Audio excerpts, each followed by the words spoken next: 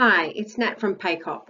Today on Clinical Bites, we are looking at the SAS for care workers and the symptom of appetite.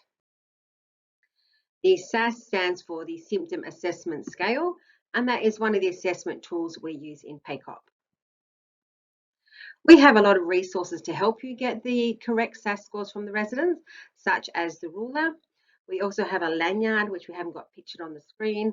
We have the sheet where you record the SAS scores when you ask the resident about them. And we also have at the back there, you'll see an information sheet entitled Your Symptoms Are Important to Us. And that is an information sheet for the resident. We can give that to the resident to help them to understand why we are asking them these questions every day about their symptoms. The thing to remember with the SAS is that we are rating the amount of distress in relation to the symptom. So we are asking the resident to tell us how much the symptom bothers them or upsets them or distresses them. The best way to get the correct SAS information from residents is to have a chat with the resident. This can be in the morning when you're getting them ready for the day. When we're talking about appetite, perhaps you could ask them at mealtime. You may observe that they are not eating much or that they're eating a lot less than they have done in the past. And that might be a good time for you to say to them, I noticed that you're not eating so much. Your appetite, how is your appetite? And they may say, I have not much of an appetite now. And what we want to find out, does that bother you? How much does that bother you? Sometimes the resident are not able to tell us themselves how they feel about their various symptoms. And when this is the case, we have to be scoring by proxy. Proxy scoring means we score on behalf of the resident. So we write down the score that we think the resident would say if they could tell us.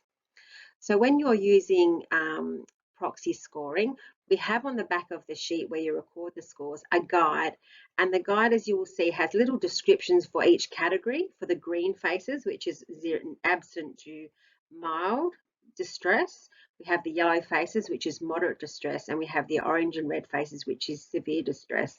And next to each of those faces, for each symptoms, we have a little descriptor of what it may look like if they fit into this category.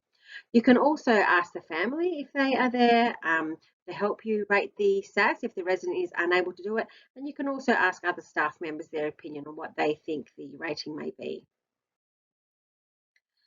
Once you have this information, we have the 3 R's. Record, write down the score. Write the score down on the sheet. Write it in the notes, write it wherever you need to write it, but make sure you write down the score once you have obtained that from the resident, whether it's from them directly or by proxy scoring. Use your ruler. You'll see the ruler there to work out how quickly you need to report up to the nurse. So for the green, for absent, you will see you don't need to actually report this symptom to the nurse at all because it is 0. For any mild scores, you report to the nurse within the shift. For any moderate scores in the yellow, you have to report to the nurse within 30 minutes. And for any severe scores, you have to report to the nurse straight away.